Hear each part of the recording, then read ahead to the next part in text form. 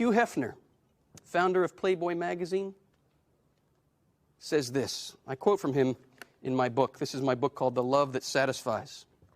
Listen to this. He says, I started Playboy magazine as a personal response to the hurt and hypocrisy of our Puritan heritage. He goes on to say, our family was Puritan in a very real sense. Never hugged. Oh, no. There was absolutely no hugging or kissing in my family, Hugh Hefner says. There was a point in time when my mother, later in life, apologized to me for not being able to show affection.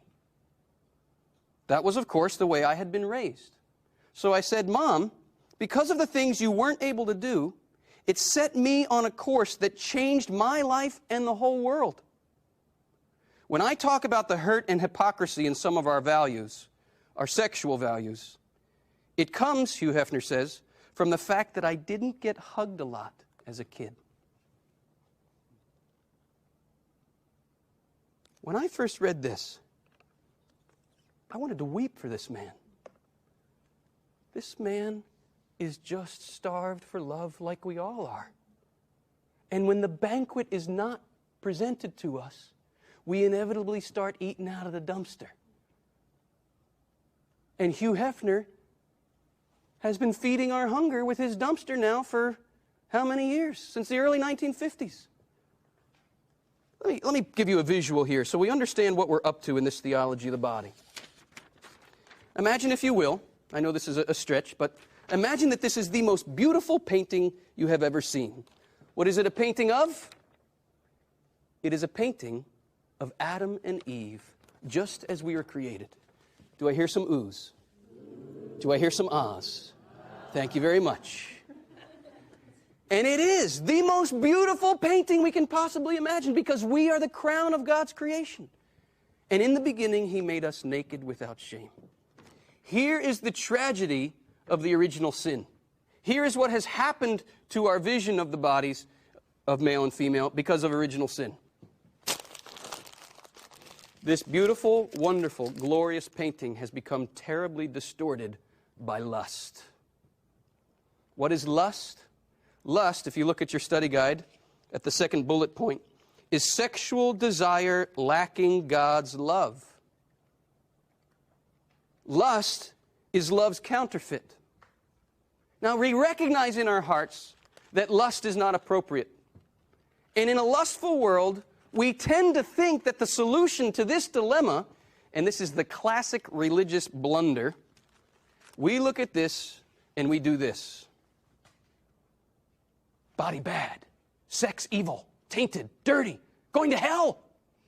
In the early 1950s, there were two very important historical figures who said we mustn't throw this away.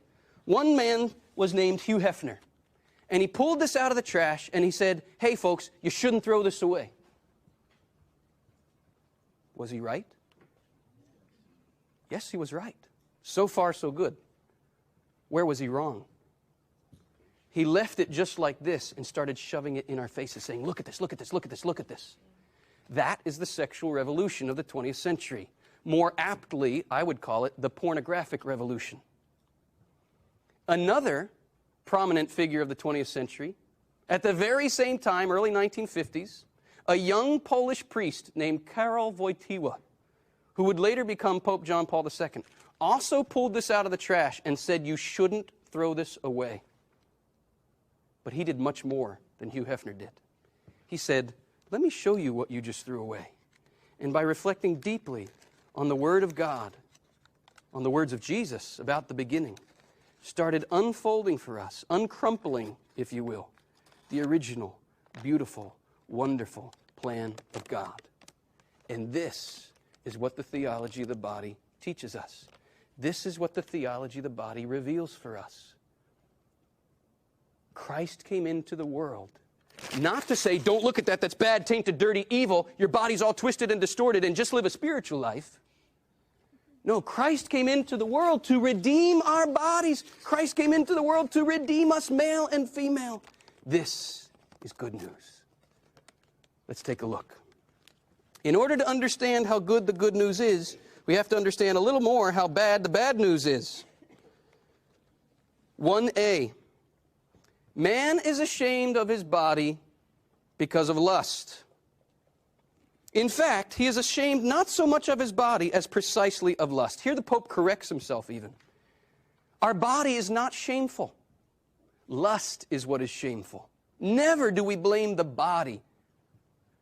We blame rather the distortion of our heart, the lustful look. That's the problem. Why do we cover our bodies?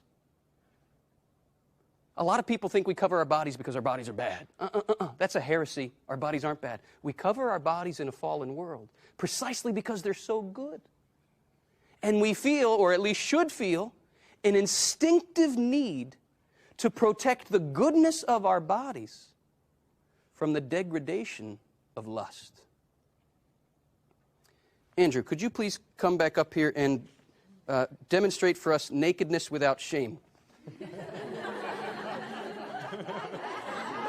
You may sit down. Thank you very much. This is the proper response. Okay, the first time I brought him up here, you all laughed. Okay, that wasn't the proper response. But now the laughter is appropriate. Why? Because we know in a fallen world that to expose the body to a public audience, what's going to happen? There's a danger that we would not be able to see him properly, that we would not honor the true mystery inscribed in his body. Does the church veil things that are evil? The church veils things that are holy, holy, holy, holy. Our bodies are not evil. They're holy. 1b, shame is not only something negative, the Pope says.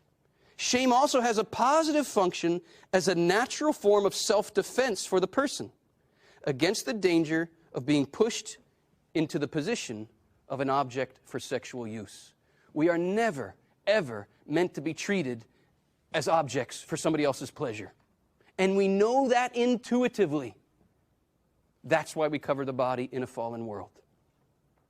1d, the heart has become a battlefield between love and lust. The more lust dominates our hearts, the less we experience the spousal meaning of the body. What is that spousal meaning of the body? It's that call to love in the image of God that is chiseled right in our sexuality. A man's body doesn't make sense by itself. A woman's body doesn't make sense by itself. Seen in light of each other, if we have the eyes to see, we discover a great mystery. But this is precisely the problem. With the dawn of the original sin, we all went blind. But what's the good news of the gospel? Christ came proclaiming sight for the blind. So I ask you all,